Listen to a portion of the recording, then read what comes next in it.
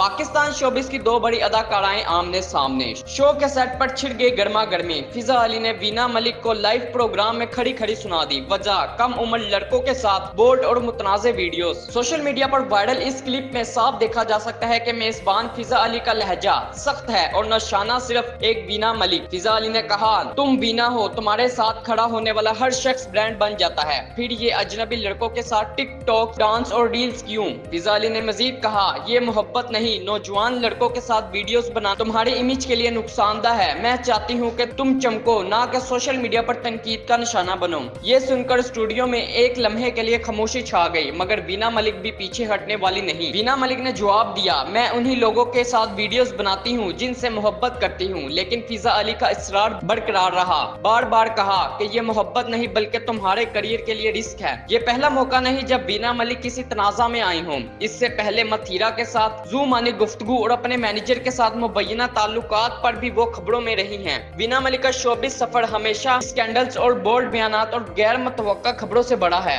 सवाल ये है, क्या वीना मलिक वाकई अपनी इमेज बदलेंगी? एक बार फिर ये तनाजा इनके लिए मजीद शोहरत का जरिया बन जाएगा।